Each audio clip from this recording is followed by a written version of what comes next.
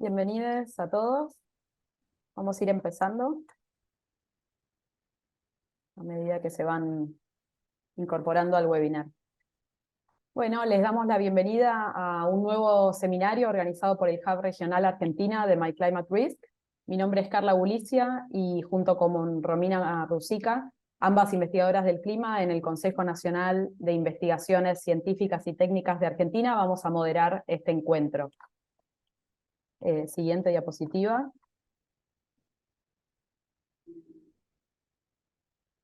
Para quienes no están familiarizados con My Climate Risk, esta es una iniciativa, una de las actividades FARO del Programa Mundial de Investigaciones Climáticas, y tiene como objetivo desarrollar e integrar en las ciencias climáticas un enfoque de abajo hacia arriba del riesgo climático regional que parta del contexto y escala de decisión y que permite introducir en ese contexto la información climática pertinente. My Climate Risk está organizada como una red de hubs, comunidades de práctica, que trabajan cada una en su contexto específico, pero que comparten conocimiento y recursos también para avanzar hacia el mismo objetivo. En este momento hay 14 hubs a nivel global, y como pueden observar aquí, por ahora hay solo un hub en Latinoamérica.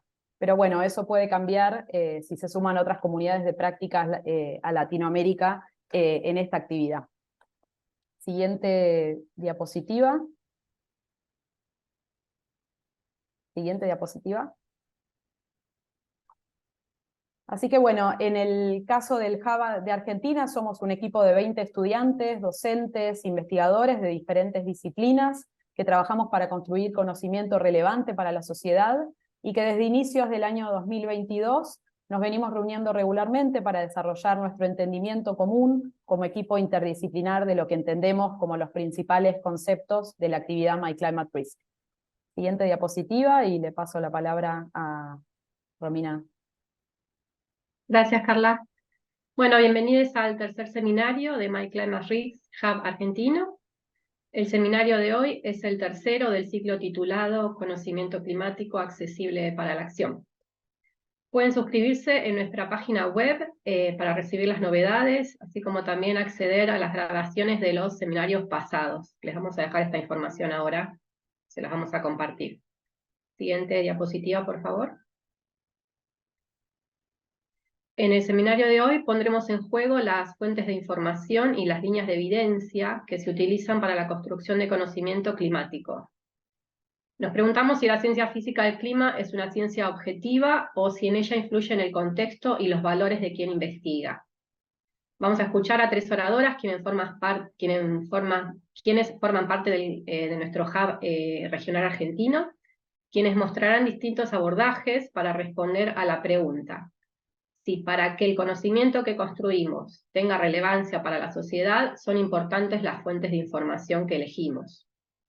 Paso a presentar a la primera oradora, que es Ana Sorenson. Ella es física y doctora en Ciencias de la Atmósfera y los Océanos de la Universidad de Buenos Aires. Ana es investigadora del Consejo Nacional de Investigaciones Científicas y Técnicas y fue autora coordinadora del sexto informe del IPCC, y es punto focal del Hub Regional Argentino de My Climate Risk. Por favor, dejen las preguntas para las oradoras en la sección de Q&A. El chat solo es para cuestiones técnicas. Gracias.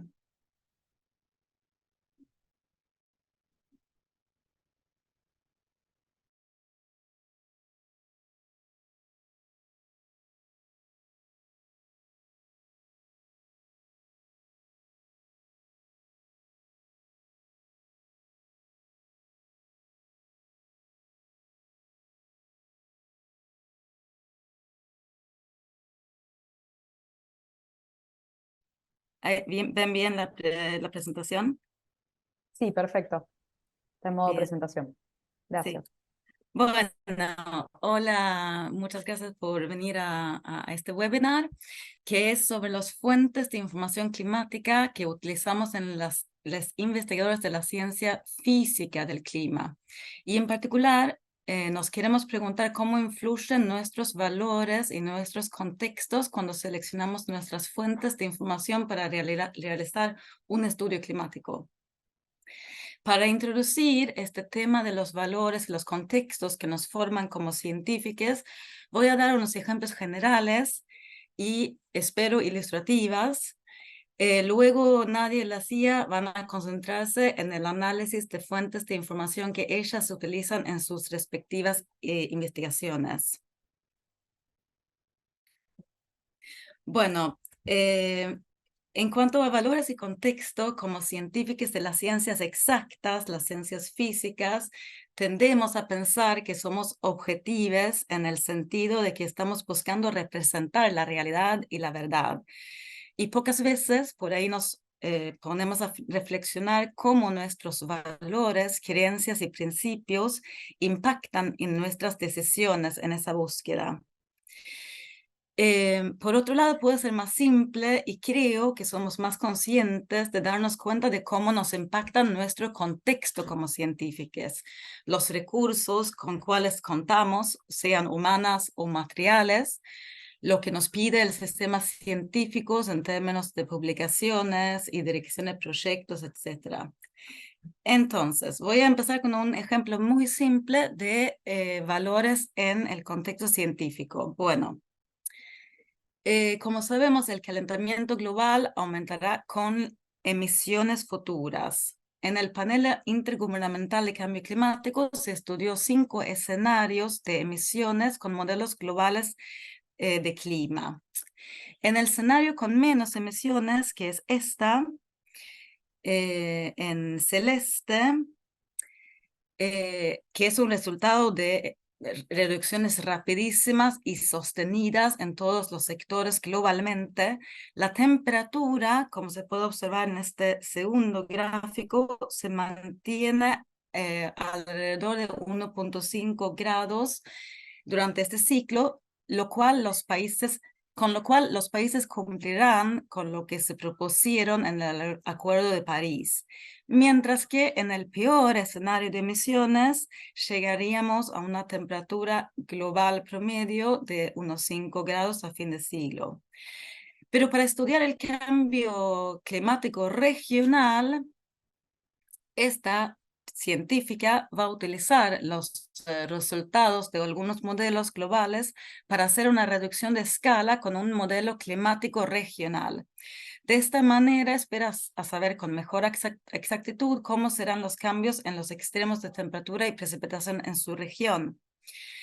Entonces, su contexto tiene una cantidad limitada de espacio en disco que le impide utilizar todos los escenarios.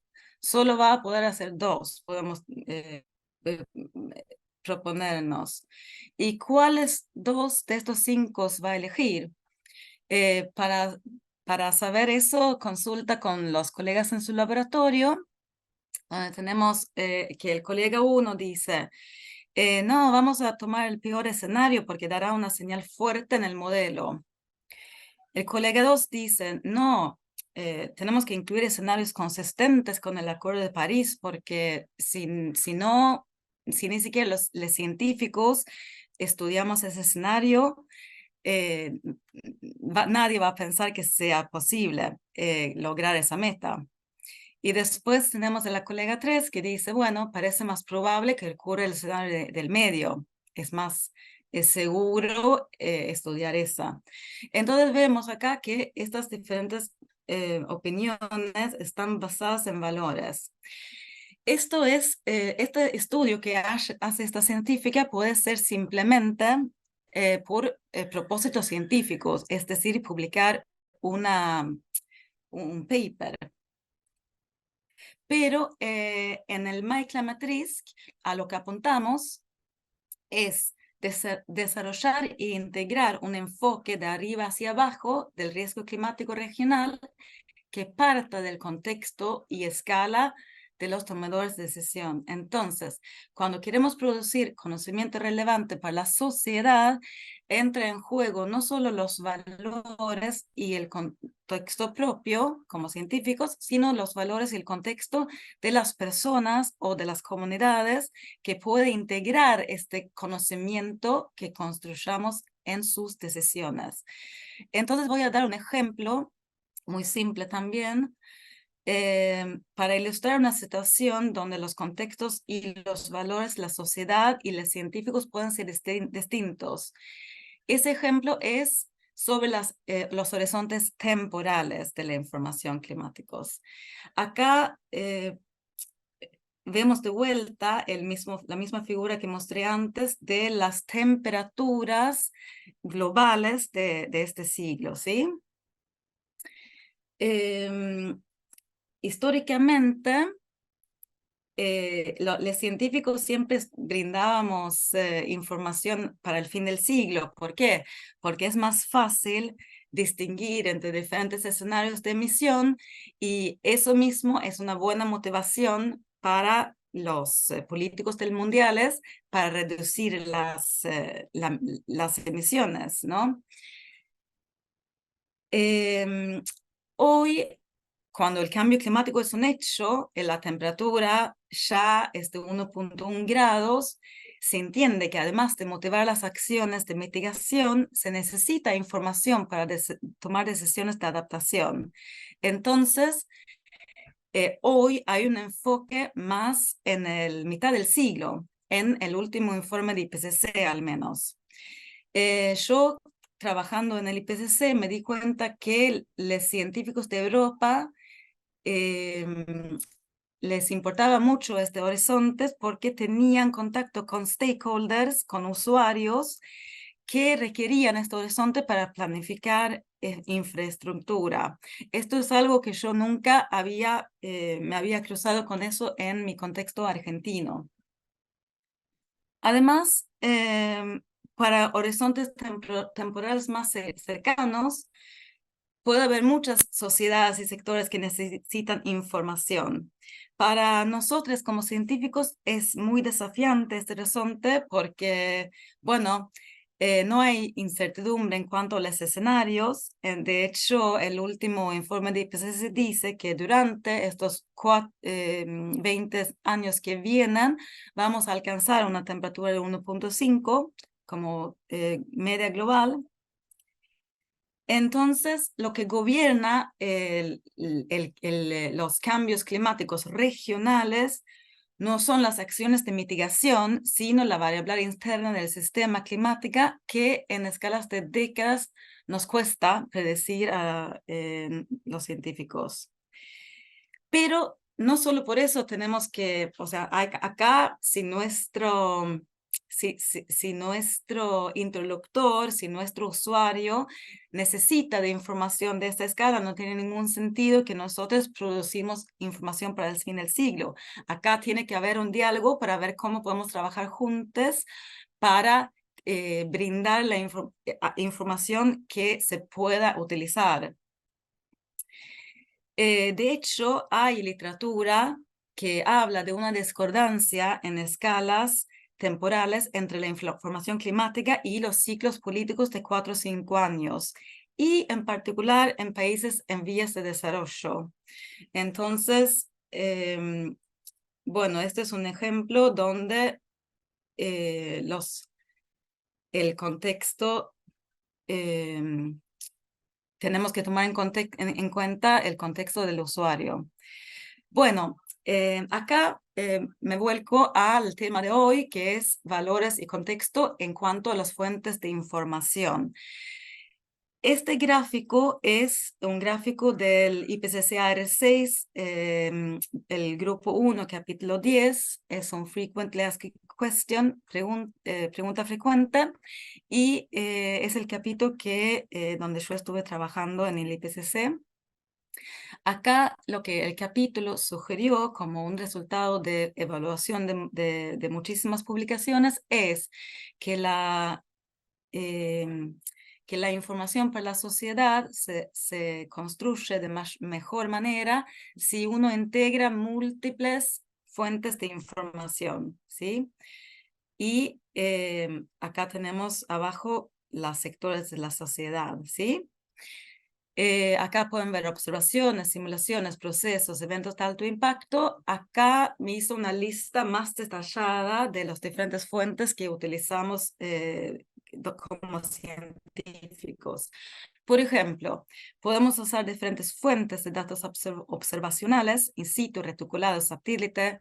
Podemos usar modelos dinámicos globales, regionales, modelos de muy alta resolución con convección explícita, modelos estadísticos, entendimiento de procesos, estudios de atribución y más, sobre todo en Latinoamérica, se está utilizando conocimiento del usuario de la información, conocimiento de comunidades nativas, ¿sí? Pero acá tenemos unas preguntas que queremos elevar en este seminario, que es, ¿por qué elijo una fuente de información? Bueno, normalmente desde nuestro punto de vista, uno elige la fuente de información que tiene que ver con la educación de uno mismo. Tal vez yo hice el doctorado con un director que utilizaba modelos dinámicos globales, y entonces sigo utilizando esa herramienta y pienso que esa herramienta es la mejor. O pienso que la escala hiperfina es la solución para tener información más exacta. Lo mismo con datos observacionales, tal vez no estoy acostumbrada a satélite, sino que uso reticulados in situ. Pero la pregunta es, ¿todas las fuentes darán el mismo resultado y todas las fuentes son aptas para todos los problemas a resolver? Y desde nuestro hub tenemos la filosofía de que hay que utilizar la fuente de información que es apto para el problema a resolver. Entonces, si tenemos un problema para enfrentar y no conocemos, decimos, bueno, la verdad que necesitamos para este problema información satelital. Entonces vamos a hablar con investigadores amigas o investigadores que no conocemos todavía y tratar de colaborar para tener los fuentes correctos y utilizar múltiples fuentes de información para construir la información. Bueno, con esto, muchas gracias y dejo la palabra a las chicas.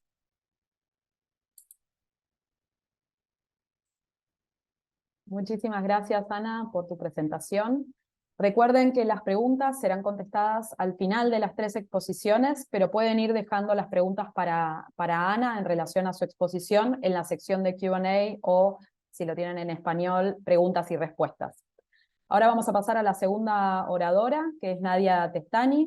Ella es licenciada en Ciencias de la Atmósfera de la Universidad de Buenos Aires y actualmente está cursando la carrera de doctorado en Ciencias de la Atmósfera y los Océanos, también en la Universidad de Buenos Aires, en Argentina, y es representante regional de Sudamérica de la Comunidad Internacional de Jóvenes Investigadores, Younger System Scientist Community, o también conocido como YES. Por favor, entonces, también para Nadia, pueden ir también a lo largo de su exposición dejando sus preguntas en la sección de Q&A, y recuerden que el chat es solo para cuestiones técnicas. Nadia, si querés tener la palabra, gracias. Dale. Bueno, hola, antes que nada, gracias a todos por estar acá. Mi nombre es Nadia y soy doctoral.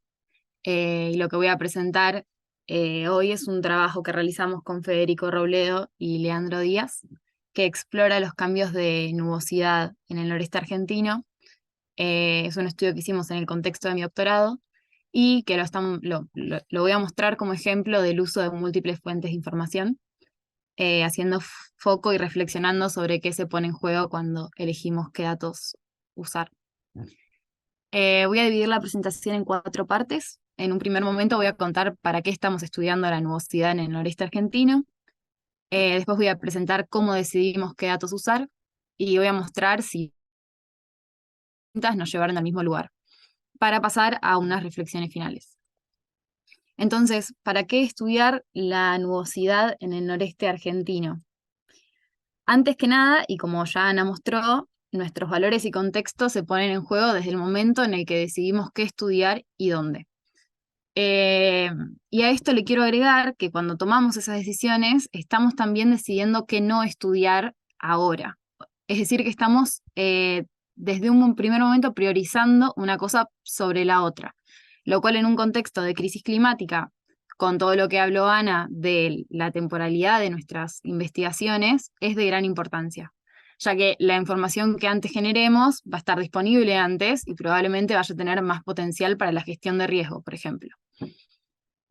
Además, sabemos que los impactos del cambio climático son generalmente experimentados en escalas locales y regionales, y que son estas las escalas en las que las decisiones son generalmente tomadas. Así, la información en estas escalas es considerada más relevante para la gestión de riesgos. Es así que en el trabajo que desarrollamos, lo enfocamos en el noreste argentino, una región de nuestro país. Elegir trabajar en nuestro país es una decisión que está absolutamente influenciada por nuestros valores y contexto. Ahora, ¿por qué el noreste argentino? Bueno, esta región concentra la mayor producción de arroz en Argentina. En particular en la provincia de Corrientes se concentra el 50% de esta producción. Y además, esta provincia es una de las principales productoras de hortalizas del país. Sumado a eso, diversos estudios anteriores muestran que hay una gran influencia de patrones de variabilidad de gran escala en la región y se han observado cambios a largo plazo en distintas variables como la precipitación. ¿Y por qué decidimos estudiar la nubosidad y en particular la cobertura nubosa? Bueno, en el año 2016, dentro de un proceso de coproducción de conocimiento del proyecto Anticipando la Crecida, productores de hortalizas de Corrientes expresaron que varios días de cielo nublado habían generado grandes pérdidas en su producción. A su vez, este año, productores de arroz de la misma provincia resaltaron el rol de la cobertura nubosa en modular sus rendimientos. Esta influencia tiene que ver con que la cobertura nubosa modula la radiación solar que llega a las plantas y de la cual obtienen la energía, y además influye en condiciones ambientales o en otras variables como la temperatura. Así, y con todo esto, una variable que raramente es analizada como de impacto desde la comunidad científica, muestra tener gran relevancia para los productores del noreste argentino. Por todo lo anterior, decidimos estudiar los cambios de esta cobertura nubosa en esta región y tuvimos que decidir con qué datos trabajar. Entonces, primero pensamos con qué datos contamos para esto. La cobertura nubosa principalmente es estimada con datos satelitales o a partir de observaciones de superficie. Vamos a ver esto con más detalle. Un ejemplo de estimaciones satelitales de cobertura nubosa es la del proyecto ISSCP. Este proyecto construye datos de cobertura nubosa, de cantidad de nubosidad, a partir de la radianza de diferentes satélites. Y cada píxel de aproximadamente 10 kilómetros es rotulado como nuboso o no nuboso. Luego cada retícula de este producto de ISSCP de aproximadamente 100 kilómetros, dentro de cada una de estas retículas se calcula el porcentaje de píxeles nubosos, y así se define la cantidad de nubosidad. Estos datos están disponibles desde julio de 1983 hasta junio de 2017. Ahora bien, al ser una base de datos satelital, tiene incertidumbres asociadas a la resolución y a la homogeneidad a largo plazo, y a su vez existen incertidumbres propias de cómo está construida la cantidad de nubosidad. Por ejemplo, al considerar que un píxel es completamente nuboso, por ahí estamos sobreestimando la nubosidad. En particular, además, existen algunos estudios que señalan que pueden haber tendencias ficticias en este tipo de estimaciones o de datos o de productos. A la derecha de esta diapositiva vemos el mapa de la región de estudio, donde cada punto azul representa un punto de retícula de esta base de datos. Ahora bien, antes de la era satelital, la única manera de obtener datos de cobertura nubosa era a través de observaciones de observadores meteorológicos, a partir de un análisis visual. Analicemos un poco cómo se realizan estas observaciones. En primer lugar, se divide el cielo en 8 partes, y se divide a todo el cielo visible. Y se estima cuántas octas de cielo están cubiertas. Si, por ejemplo, 2 de las partes que se miran están mitad cubiertas, eso se cuenta como una octa, se suman las 2 mitades. Si hay una pequeña porción de cielo con nubes, se cuenta como una octa, y si hay una pequeña porción de cielo sin nubes, se cuenta como 7 octas. Estas observaciones son diarias y se siguen realizando en la actualidad y están disponibles en el noreste argentino entre marzo de 1961 hasta el presente. Es decir, que cubren un periodo más largo que el satelital, mostrando así un gran potencial para estudios de cambios a largo plazo. En el mapa de la derecha, los puntos rojos representan las estaciones meteorológicas de la región de nuestro estudio, y acá se muestra una primera limitación de estas observaciones, que es la cobertura espacial, que por supuesto depende de cada región del globo. Y a su vez pueden haber inconsistencias por cambio de la ubicación de las estaciones e incertidumbres asociadas a la subjetividad de quien observa. Es sobre todo por esto último que estas observaciones son raramente consideradas por la comunidad académica. Entonces, les propongo explorar un poco alrededor de estas incertidumbres. Les voy a ir haciendo preguntas, y esta es la única vez que les vamos a pedir que usen el chat del Zoom para contestar. Son 3 preguntas que les voy a hacer, escriben su respuesta en el chat y después ya no escriben más en el chat. Y todo lo demás, todas las preguntas referidas a las presentaciones van en el Q&A. Bueno, primero, ¿pueden escribir en el chat cuántas octas estiman en este cielo?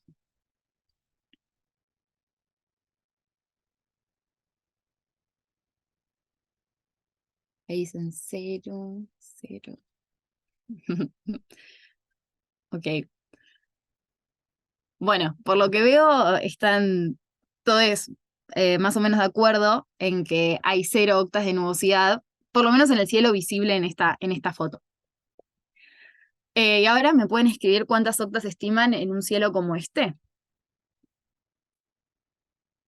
8, 8, 8, 7, 8. Ok.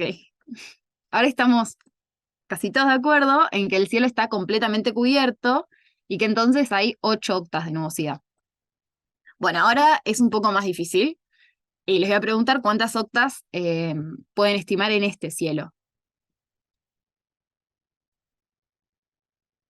Ok, 2, 3, 1, 2, 3, ok. Bueno, casi todos están escribiendo 1, 2, 3 octas. Por supuesto que estas observaciones tienen más incertidumbre, o este tipo de observaciones tienen más incertidumbres en cielos como este. Sin embargo, casi todos estuvimos de acuerdo en que la cobertura nubosa era menor o igual a 3 octas. Y eso que nosotros no somos observadores experimentados. Así que, si bien la incertidumbre asociada a la subjetividad de quien observa existe, nosotros para este estudio decidimos igualmente usar estos datos, ponderando sus potencialidades y considerando sus incertidumbres, tal como hacemos con otro tipo de datos como las estimaciones satelitales. Bueno, veamos ahora qué nos dicen estas 2 fuentes de información sobre los cambios de nubosidad en superficie. Por ejemplo, veamos los cambios de nubosidad en verano, que es el periodo de mayor importancia para los cultivos que nombré en la motivación de este trabajo. No se ve, bueno, se cortó la paleta de colores. Pero son valores negativos todos los colores verdes. Podemos ver en la figura superior que las tendencias de Tailsen de cobertura nubosa mensual satelital en el noreste argentino entre 1983 y 2016 son negativas durante el verano. Así podemos ver que la nubosidad de esta fuente, a partir de esta fuente de información, está disminuyendo para esta estación del año. Y los puntos indican que la tendencia es significativa con un 95% de confianza. A su vez, la media regional, graficada en el panel inferior, muestra una tendencia anual negativa y también significativa con un 99% de confianza. Ahora, ¿qué dicen los datos de superficie sobre esto? Antes de seguir, quiero hacer un paréntesis, ya que para analizar esto nos enfrentamos a un desafío metodológico, a partir del cual tuvimos que definir un nuevo índice de nubosidad expresado en porcentajes, que considera la frecuencia mensual de las octas 0, 1 y 2, y 6, 7 y 8. Definir un índice expresado en porcentajes no solo nos permite estudiar los cambios y la variabilidad de la cobertura nubosa a partir de datos de superficie, sino que hace que la información generada sea más fácil de comprender para personas no expertas, como tomadores de decisión, o actores locales, y para expertos de otras disciplinas, y para para habilitar el espacio de trabajo interdisciplinario. ¿Y qué observamos? Bueno, esto es en el periodo 1963-2021, y vemos que la nubosidad en ese periodo está disminuyendo en el verano, y que la media regional en ese periodo presenta tendencias anuales negativas y significativas con un 99% de confianza. Ahora bien, los datos satelitales de esta base de datos son estimaciones. Los datos satelitales son estimaciones y por lo tanto deben ser validadas, mientras que los datos de superficie en general se toman como la verdad. Sin embargo, ¿qué pasa en este caso? Nos podemos preguntar si se puede aplicar, si esta noción de verdad se puede aplicar a una variable como la nubosidad en superficie, en la que las observaciones son en realidad estimaciones visuales, con las incertidumbres ya analizadas. Nosotros decidimos tratar ambas fuentes de información sin ponderar una por sobre la otra, y entonces decidimos compararlas sin ponderar. Esta es una decisión que tomamos y en general, y en realidad en el trabajo no modifica los resultados en sí, sino más bien el lenguaje en el cual expresamos nuestras conclusiones. Por ejemplo, en la figura de esta diapositiva vemos que las series de la media regional del índice de nubosidad observada y de la cantidad de nubosidad satelital, vemos que estas dos series tienen una variabilidad bastante similar, por lo menos en un análisis visual, y en la tabla vemos que ambas variables están correlacionadas con un 99% de confianza para todas las estaciones del año, y que el coeficiente de correlación es mayor para el verano, que es el periodo de mayor interés para nuestro estudio. Entonces, en base a todo lo que conté, voy a compartir algunas reflexiones. En primer lugar, y a modo de conclusión de este trabajo en particular, es que contar con dos fuentes de información independientes que indican que la nubosidad en el noreste argentino está disminuyendo hace que el resultado sea más robusto. Y luego, y más en general, remarcar nuevamente que nuestros valores se ponen en juego a la hora de elegir qué estudiar y dónde, y también qué no estudiar y dónde no estudiarlo, que nuestros valores se ponen en juego también al decidir qué datos utilizar. Entonces, ¿qué tipo de incertidumbres estamos dispuestos a incorporar? Y si existe que estemos ponderando más una estimación satelital o incluso modelos con la dificultad que estas presentan en representar, por ejemplo, la nubosidad, frente a observaciones de observadores experimentados.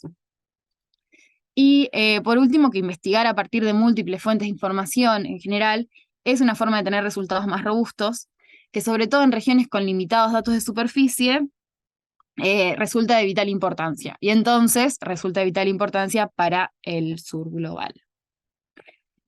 Y para cerrar, leerles esta frase de Donna Haraway, que dice que importa qué pensamientos piensan pensamientos, que importa qué conocimientos conocen conocimientos, importa qué relaciones relacionan relaciones, importa qué mundos mundializan mundos, e importa qué historias cuentan historias. Bueno, dejo de compartir.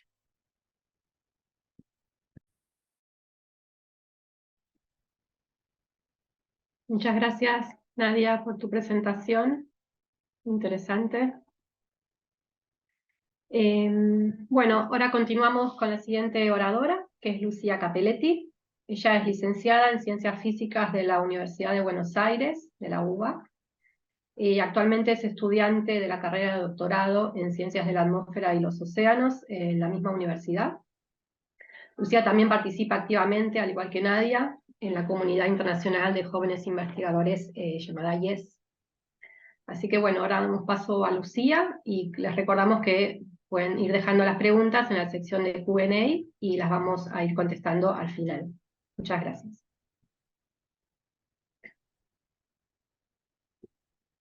¿Me confirman si se ve bien? Sí, Lucía. Sí, perfecto. Buenísimo, gracias. Bueno, antes que nada, muchas gracias a todos por participar de esta actividad Estoy saliendo un poco de un cuadro gripal, así que me van a ver tomar agua a lo largo de toda la presentación.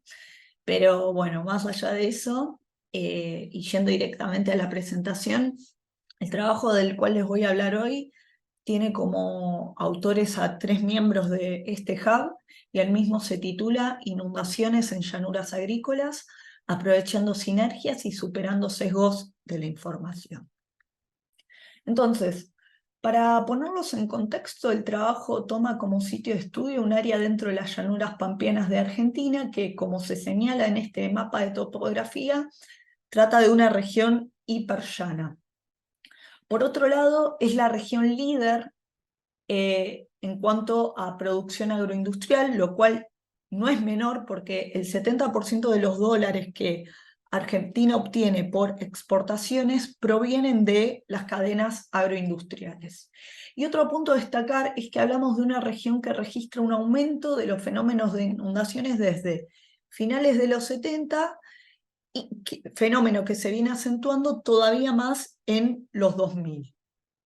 De esta manera, la región es cada vez más propensa a sufrir inundaciones que impactan directamente sobre los campos de cultivo y hasta llegan a cortar el tráfico, lo cual esto impacta de manera directa sobre las cadenas agroindustriales. Estas fotografías que les muestro son de eventos de inundación en el área de estudio del año 2019 y esta fotografía del 2016. Pero además, estos fenómenos de inundación llegan a ocupar totalmente territorios de vivienda, como en este evento de inundación que muestro del 2021, lo cual afecta directamente la vida de los habitantes de la región. Desde hace ya varios años se tienen diversos tipos de registros, como reportes por parte de institutos agroindustriales o relatos por parte de expertos en la región a medios de comunicación sobre el vínculo entre el aumento de las inundaciones de la región y el ascenso de su nivel freático.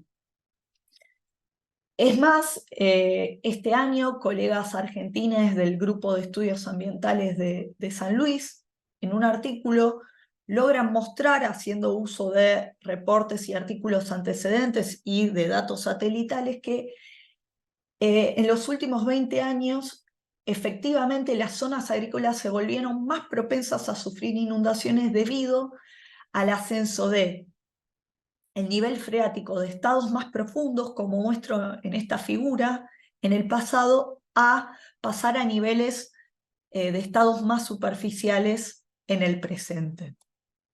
Además, este artículo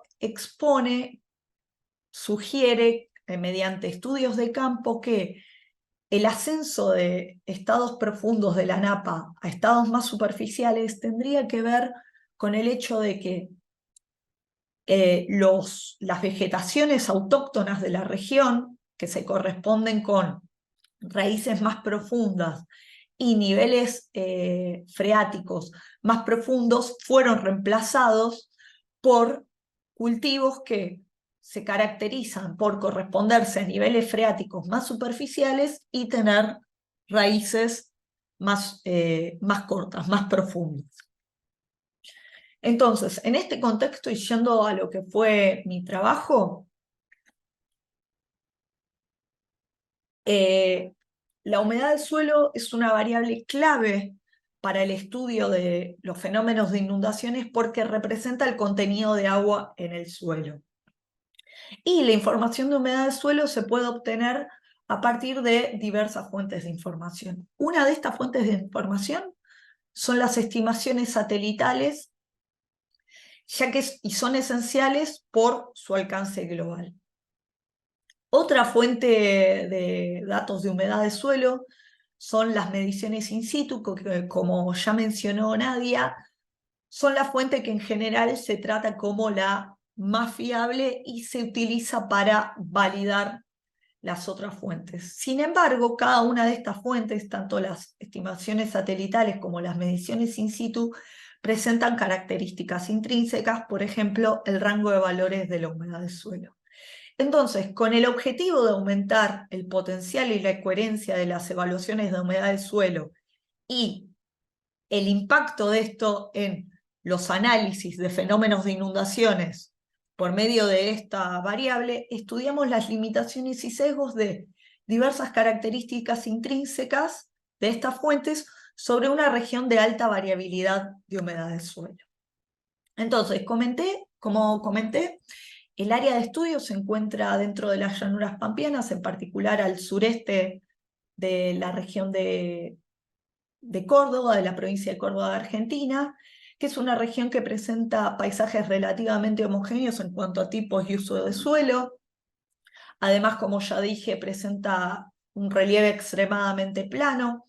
También presenta una dinámica estacional marcada, con una estación sin precipitación, y además presenta ritmos de cultivo sincronizado. Esto es, se tiene temporadas de cultivo activo y de cultivo inactivo. Y además es una región que carece de sistemas de riesgos. Y como ya mencioné, es una región sujeta a inundaciones como resultado de un aumento sostenido de los niveles freáticos, dado en parte por los cambios de uso del suelo. Pero además esta región presenta una ventaja poco común para la región y para el país, que es que contiene una red de sensores in situ de humedad del suelo. Entonces, a modo de resumen, nos enfocamos en datos de humedad de suelo, de un área de la llanura pampeana argentina, empleando mediciones de una red in situ de humedad de suelo junto con estimaciones satelitales de humedad de suelo de dos satélites. Por un lado, el satélite SMOS y el satélite SMAP. Y este estudio se corresponde con aproximadamente 5 años de datos. Entonces, para realizar los diversos análisis de los cuales les voy a hablar, de cada una de las fuentes mencionadas se generó una serie representativa de humedad del suelo. En esta figura, la serie naranja se corresponde con la serie in situ, en azul SMOS y en verde SMOS y en azul SMAP. Y es clave destacar que los datos no solo los analizamos sobre el periodo completo de estudio, sino también que nos enfocamos en analizarlos sobre los periodos de cultivo activo y cultivo inactivo, que son característicos de la región, en lugar de considerar las estaciones del año convencionales, como lo son, por ejemplo, el verano y el invierno. Entonces, como les mencioné, cada fuente presenta características intrínsecas y partes de estas características intrínsecas son los sesgos que padecen, los cuales influyen en la dinámica de humedad del suelo y en la interpretación posible que les podemos dar a los mismos. En este trabajo nos enfocamos en dos tipos de sesgos y limitaciones. Por un lado, el primer sesgo del cual les voy a hablar trata sobre las lagunas de datos o data gaps que pueden presentar los datos cuyas causas suelen omitirse o no suelen tenerse en cuenta a la hora de calcular estadísticas representativas de los valores de humedad del suelo. Entonces, en cuanto a estos sesgos de lagunas de datos, nos hicimos las siguientes preguntas. ¿Cuáles son las situaciones que dan lugar a las lagunas de datos en los registros de humedad del suelo y cuál podría ser el impacto de no tenerlas en cuenta al calcular valores estadísticos representativos de estos datos? Las respuestas a estas preguntas se las voy a ilustrar a partir de dos ejemplos haciendo uso de esta figura. Para hacer más evidente y claro el fenómeno de las lagunas de datos o data gaps, grafiqué cada serie que les mostré anteriormente como un mapa de color donde el color representa el valor de humedad de suelo, los días que se tienen datos, y en color blanco se representa la no disponibilidad de datos en ese día. Nos interesa ilustrar la humedad de suelo de esta manera, no solo porque los data gaps quedan en evidencia, sino porque muestra con claridad que la presencia de no dato en nuestras fuentes de humedad de suelo son parte de nuestras herramientas para estimar o medir esta variable. Dicho esto, el primer data app del cual les voy a hablar sucede sobre la serie de SMAP en enero del 2019, que sufre una falta de datos sobre la región que, según las mediciones in situ y las mediciones de SMOS, es un periodo durante el que la región sufrió alto contenido de humedad de suelo. Y además, instituciones nacionales reportaron que la región sufrió de importantes inundaciones. En este caso, identificamos que el data resultó de filtrar valores de humedad de suelo por encima de una cota dispuesta por la misión SMAP. Es decir, valores que se encuentran por encima de una cota deberían ser tratados como espurios o no ser considerados. Sin embargo, resultan ser valores típicos de una región que es propensa a inundarse. Por ejemplo, este data se da en una fecha donde regiones, tanto la región de estudio como zonas vecinas, sufrieron de fenómenos de inundaciones que llegaron a ocupar de manera completa las regiones de viviendas. Entonces, la pregunta es, ¿cómo vamos a tratar o considerar datos espurios aquellos valores que pueden mostrarnos el impacto que tiene esta variable en nuestra región? Yendo al segundo ejemplo, SMOS, las estimaciones SMOS durante aproximadamente un año presenta baja frecuencia de datos respecto a la que se espera por parte del satélite, que es tener datos cada 2-3 días. En este caso logramos identificar que esta baja frecuencia de datos se debe a que la señal de SMOS en ese periodo en el sitio de estudio se vio limitada o degradada por perturbaciones electromagnéticas externas a el satélite de SMOS. Más allá de la causa subyacente de este data, nos interesó explorar el impacto del mismo, ya que según los datos in situ y las estimaciones SMAP, esta laguna se dio en un periodo muy húmedo, lo cual podría generar un sesgo y así impactar en las estadísticas representativas de todo el periodo.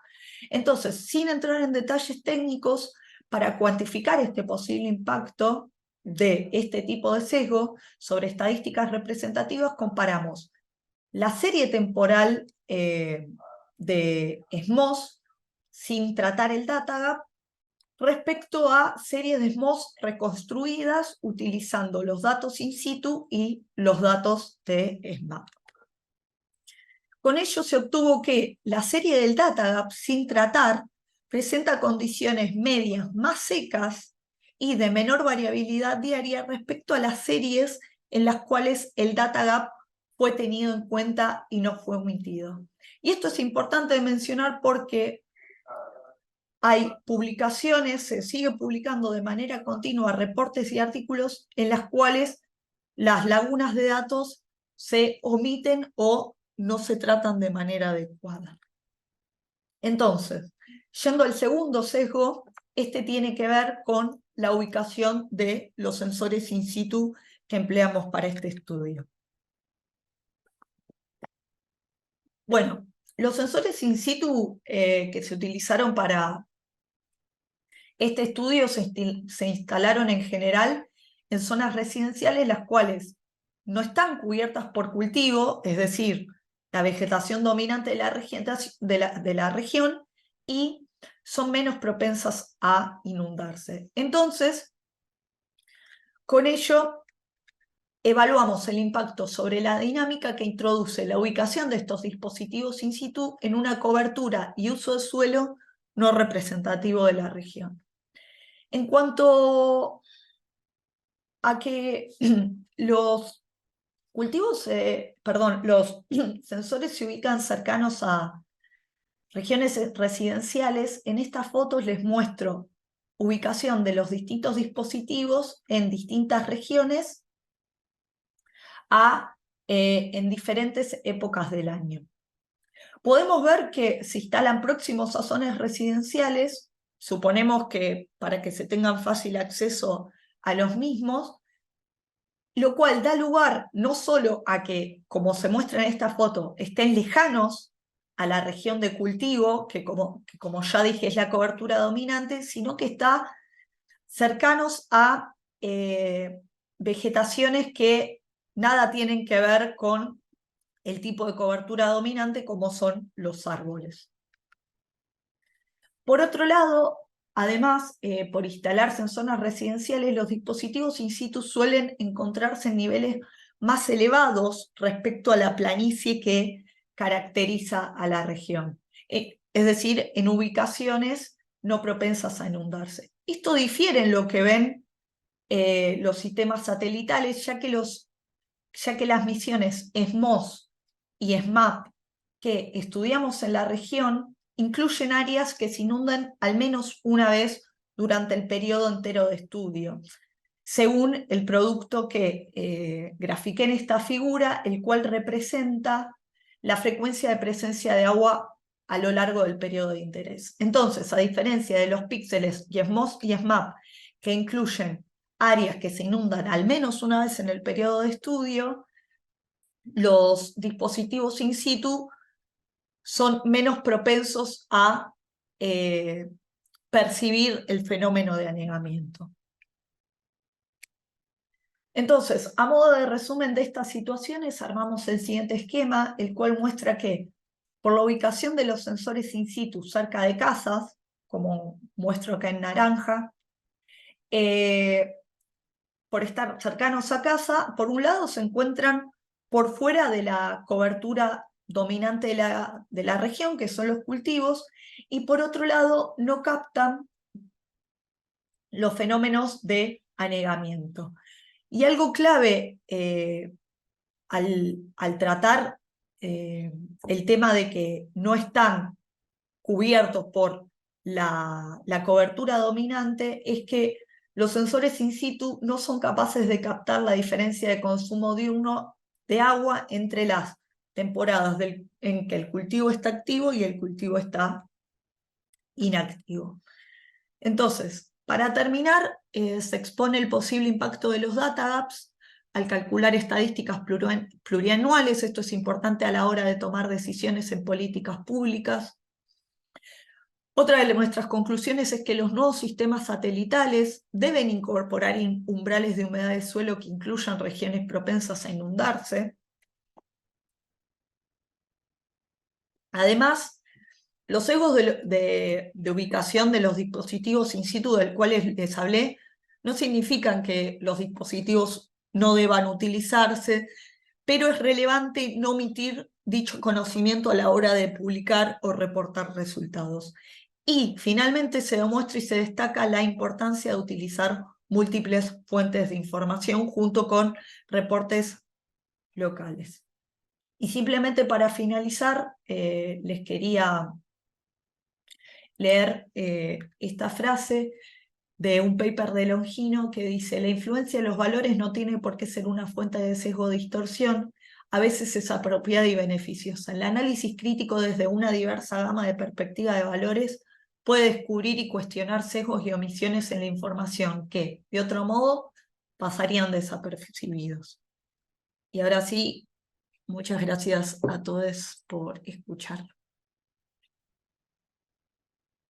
Bueno, muchísimas gracias, Lucía, por tu exposición y gracias a las tres oradoras por sus excelentes e interesantes presentaciones.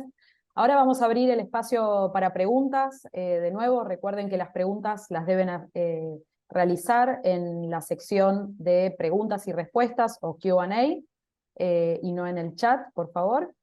Identificamos una pregunta, vamos a empezar con una pregunta de Ted Shepard para Ana, vamos a ir en el orden de las expositoras, así que las preguntas para Lucía también las pueden ir agregando en la caja de preguntas y respuestas. Esta pregunta está en inglés, la voy a leer en inglés y después trato de también mencionarla en castellano. I'm curious whether you found any difference in values between Chapter 10 and the rest of the R6 Working Group 1 authors, as your approach was rather different from the rest. ¿Sí? Ted Shepard tiene curiosidad a ver si hay diferencia en cuanto a los valores entre el capítulo 10 y el resto del grupo 1 del sexto informe del IPCC, en cuanto a los autores, en relación a que el enfoque fue bien diferente para el capítulo 10 en relación a todo el resto. Ana. Bueno, gracias Ted por la pregunta. Para poner en contexto a los demás que por ahí no saben tanto sobre el informe, lo que se hace es, en el IPCC se decide qué va a ser el contenido global de cada capítulo, y luego los científicos podemos aplicar para participar en un capítulo u otro, ¿no? Entonces, en el último informe, el capítulo 10 era un capítulo metodológico sobre cómo hay que utilizar información climática global para construir información regional posible de integrar en tomas de decisión, ¿sí? Entonces, es un capítulo metodológico y yo creo que sí, en mi caso yo elegí ese capítulo como primera opción, se puede elegir 3 opciones y fui elegida para ese capítulo. Puede bien ser que los científicos que aplicaron para que el capítulo 10 tengan un mayor interés en metodologías, ¿sí? Mientras los otros capítulos más bien presentan resultados. Y nosotros en el capítulo 10, también puede ser que durante el transcurso de escribir el capítulo, puede ser que nos hayamos enganchado y que nuestros mismos valores hayan cambiado por la literatura que leíamos, por las conversaciones que teníamos. Nosotros teníamos reuniones semanales y teníamos un Slack donde yo trabajé varias horas por día durante los años que duraron el trabajo con el informe, y eran discusiones filosóficas. Fue maravilloso, y yo creo que sí, la gente del capítulo que se enganchó con eso, claramente puede ser que bien que tengan otros valores que científicos que no les interesan las cuestiones metodológicas y que quieren ir más al resultado. Muchas gracias, Ana. Vamos a pasar a otra pregunta, esta vez para Nadia, que hace la pregunta Armando Mudrik. Y pregunta si pudieron explorar etnográficamente los criterios locales o nativos del índice de nubosidad, o cómo se construye localmente el concepto de nubosidad y eso que engloba. Nadia. Bien, genial. Hola Armando, muchas gracias por la pregunta. No hemos explorado etnográficamente el índice de nubosidad. Sería interesante incorporarlo a nuestro estudio. Pero igualmente en los diálogos que nombré al principio de mi presentación, tanto con productores hortícolas como con productores de arroz, se hizo mucho foco en la cobertura nubosa, que es lo que estudiamos en lo que mostré, y no tanto, por ejemplo, en el tipo de nubes o en qué momento del día, etc. Pero bueno, por supuesto que hace falta un estudio etnográfico mucho más amplio que eso para poder responder a tu pregunta, y estaría buenísimo incorporarlo. Gracias por la sugerencia.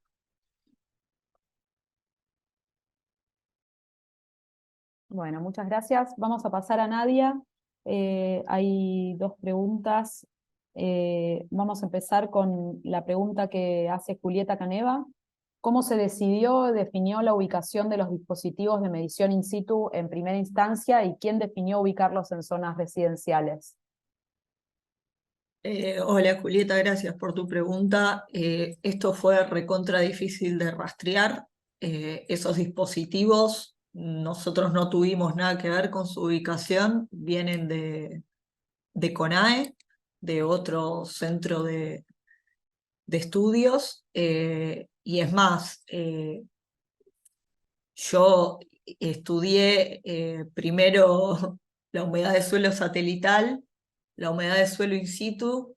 Me llamó mucho la diferencia de cómo lo satelital veía la diferencia entre temporadas de cultivo activa y cultivo inactivo, así como también el satélite era capaz de percibir anegamientos y los in situ no. Y una vez que vi todo eso, ahí fui a ver dispositivo por dispositivo, con imágenes de alta resolución, a dónde fueron ubicados. Y así nos dimos cuenta que el tema era que estaban ubicados en regiones que no son representativas de la zona de estudio, tanto en cuanto a la elevación, que es una hiperllanura, y en cuanto a la cobertura dominante, que es cultivo, y están cercanos a árboles que tienen, solo por empezar, ya las raíces son completamente distintas. Y el ciclo de todo el año también. El cultivo se activa una temporada y está inactivo otra, y el árbol es una vegetación perenne.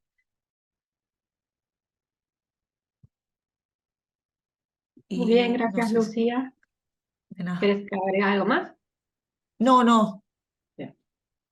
Bueno, hacemos una segunda ronda, ya que tenemos tiempo y hay un par de preguntas. También los incentivamos a que sigan haciendo, ya que hay tiempo, el que quiera sacarse las dudas. Para Ana, de Leandro Díaz, gracias Leandro. Él pregunta, ¿qué recomendación tendrías para el próximo ciclo del IPCC y sus informes en relación con los aprendizajes que tuvieron en relación con la incorporación de valores y el contexto de la información, sobre todo en relación al sur global? Gracias, Lean. Bueno, dos cosas que pensé en relación a tu pregunta. La primera es la selección de autores y también la convocatoria, que la convocatoria llegue a más disciplinas, no solo a disciplinas duras de la ciencia física, sino también que la convocatoria llegue a filósofos, a antropólogos, a sociólogos, como para que poder incorporar su conocimiento sobre comunidades, sobre valores, etcétera, en el informe. También, claro, para poder hacer eso, también habría que, cuando hacemos la lista de contenido del capítulo, se hace una reunión donde se define qué va a contener cada capítulo, ¿no? Bueno, sería importante invitar a abrir para más disciplinas que por ahí trabajan con clima, pero que no son de ciencias duras, y los que normalmente trabajan en el informe del IPCC, a esta reunión como para ayudarnos a armar el contenido y después abrir la convocatoria, hacerlo más conocido. Segundo, una conexión mejor entre los diferentes grupos de trabajo. Los diferentes grupos de trabajo vienen como acercándose, se acercan mucho más en el ciclo 6 que en los ciclos anteriores, pero falta para mí recursos humanos, porque las personas que trabajan en un capítulo, eh, lo digo por mi propia experiencia de intentar de involucrarme en el informe del grupo 2 como una persona enlace entre los dos informes, pero luego me subieron la carga y las responsabilidades en el grupo 1 y no pude seguir cumpliendo ese rol. Entonces se podría tener autores enlace entre los diferentes grupos de trabajo que aseguran una mejor conectividad, ¿sí? Bueno, paro ahí. Gracias, Ana. Vamos con una pregunta para Nadia, de Ted Sheffer. For Nadia, have you experienced any difference in values between measurement scientists and modelers? Genial. Bueno, gracias, Ted, por tu pregunta. En realidad, desde que empezamos a usar estos datos, estuvimos como muy, o por lo menos yo estuve muy atenta a por qué distintos colegas no los usaban. Y la verdad es que por lo menos yo no noté diferencias entre científicos que trabajan con observaciones y científicos que trabajan con modelos. En general, no son utilizados y son descartados por la incertidumbre que tienen asociada. Y ahí, em, por lo menos yo he percibido cierto prejuicio a los mismos, que a mi entender tienen un potencial que amerita incorporar esas incertidumbres. Bueno, por lo menos, por ejemplo, en el trabajo que mostré que hicimos, muestran estar correlacionadas con otros datos, de alguna manera ganando robustez, y a pesar de tener la incertidumbre asociada al observador, me parece que amerita utilizarlo. Y además, de vuelta, volver a abrir esta pregunta de si estamos dispuestos a incorporar algunas incertidumbres que tienen que ver con modelos o con estimaciones satelitales, y de alguna manera como ponderar lo tecnológico frente a la incertidumbre asociada a un observador experto que por ahí estuvo muchísimos años realizando ese tipo de observaciones, eh, solamente porque es una incertidumbre asociada a la subjetividad del observador. Bueno, eso. Espero haberte contestado. Gracias, Nadia. Y bueno, vamos para Lucía. Lucía, acá no sale el nombre de la persona, Ok. pero preguntan si te fue sencillo identificar el motivo de los data gaps y si la información era accesible. Bueno, la realidad es que no.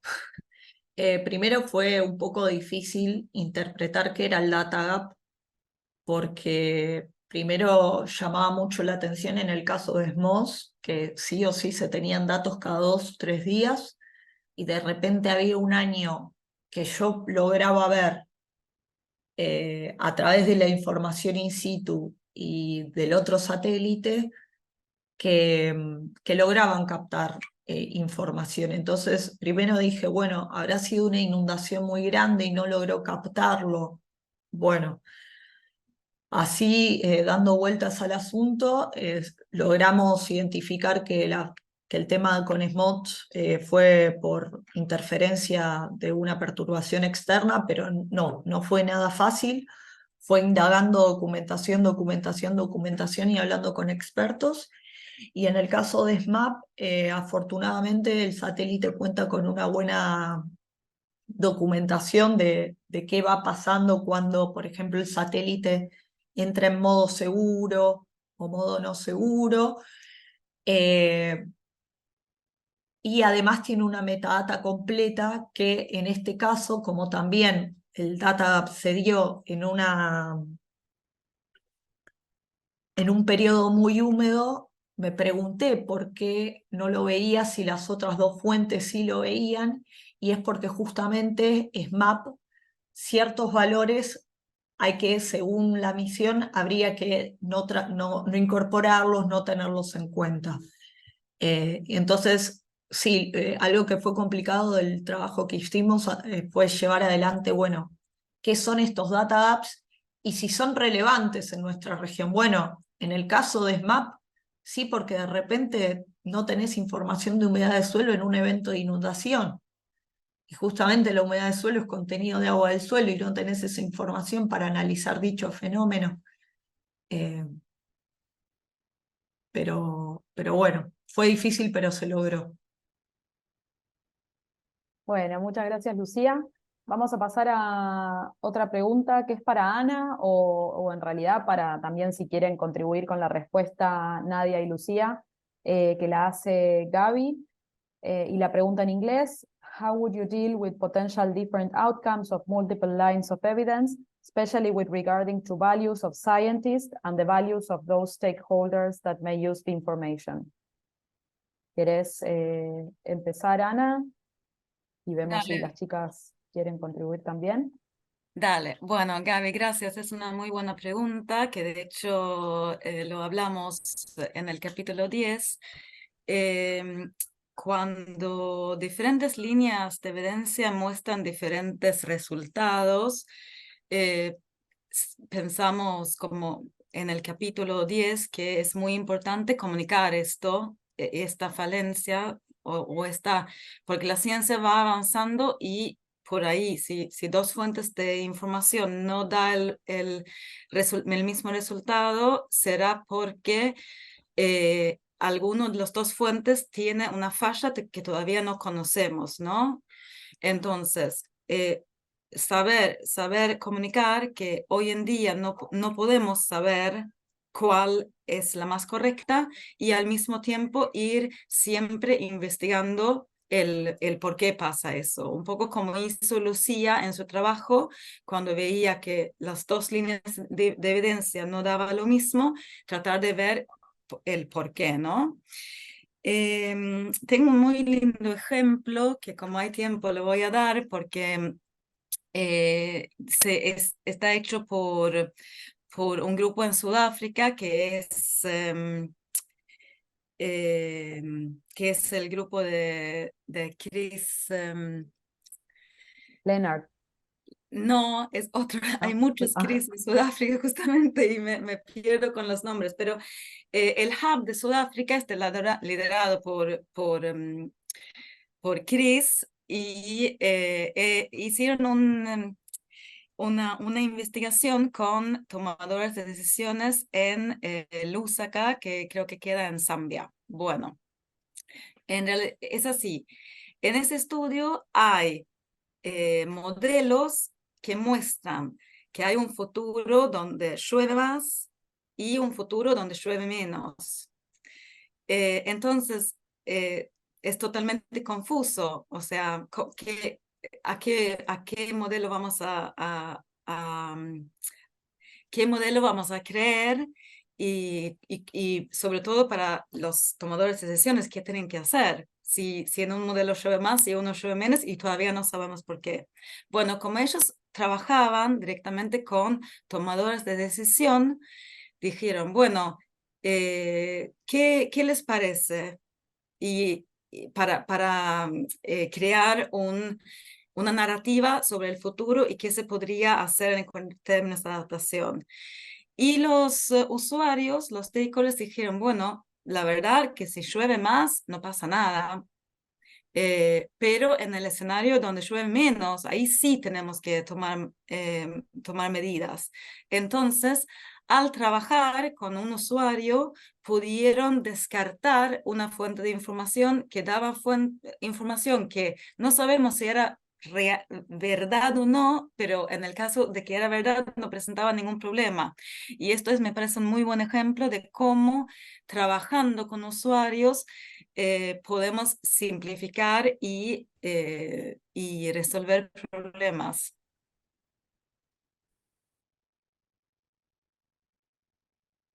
Muchas gracias, Ana. No sé si Nadia o Lucía quieren agregar algo desde su perspectiva, si no, sugiero pasar a otra pregunta que también es para las tres panelistas, de parte también de Ted Shepard, y pregunta también en inglés: How do you represent reanalysis to users? There are no data gaps and the data are easy to use, which makes reanalysis appealing. Some scientists have tended to dismiss reanalysis entirely for long-term trends, but there are counter arguments to this position. It seems a challenging question when dealing with non-specialists. No sé si alguna de las tres quiere empezar. Algo puedo decir, ¿sí? Bien. Sobre el análisis. No tuve experiencia de trabajar con usuarios con reanálisis, pero si lo tuviese, explicaría lo que es y para tratar de explicar qué ventajas y desventajas tiene, ¿no? Lo que sí, en cuanto a reanálisis, lo que noto es cuando trabajo con científicos de Europa, tienen mucha confían mucho en el reanálisis porque yo supongo que confían mucho en el reanálisis porque hacen un buen trabajo para Europa, el ERA 5 en particular, ¿sí? Entonces, cuando yo trabajo con ellos y quieren aplicar ERA 5, yo siempre digo, no, tenemos que usar la versión de ERA 5 que está correccionada por errores, bias corrected. Y me dicen, no, sí, funciona perfectamente. Y yo digo, no, por favor, hagamos la prueba y graficamos el bias corrected y graficamos el producto crudo y vemos con las observaciones. Y ahí me creen terminamos utilizando las variables que se pueden corregir con biases, ¿sí? Entonces, desde mi perspectiva, es muy importante saber en la región donde vos estés cuán bien da el reanálisis para no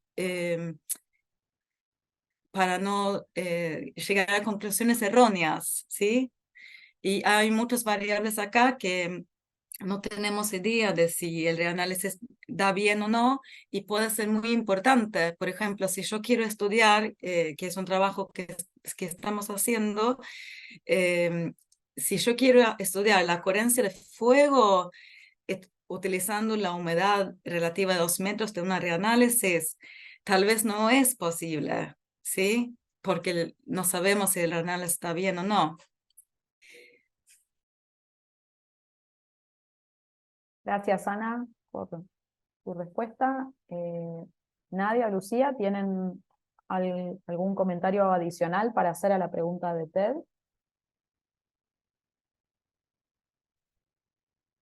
Bien. Y ahí también en el box de Q&A, Ted menciona justamente el grupo que estaba refiriéndote, Ana, de la ciudad del Cabo, en Sudáfrica, Climate System Analysis Group, que es Sí, otro gracias, Ted. regional hub de My Climate Risk. Así que gracias, Ted. Bueno, creo que ya pudimos responder a todos y a todas. Romy, te paso la palabra. Sí. Bueno, quedan unos 5 minutos, pero vemos que no hay más preguntas. Les recordamos entonces que pueden acceder a la página web del Hub. Si alguna de las chicas quiere volver a poner el link en el chat, ahí pueden acceder a las grabaciones de los 2 seminarios pasados. Y entonces damos por finalizado este tercer seminario. Gracias a todos por haber participado.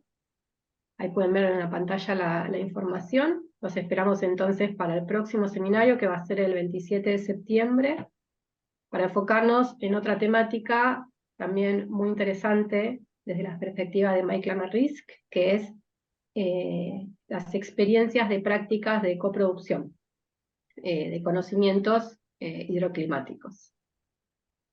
Así que bueno, muchas gracias a todos y nos vemos la próxima.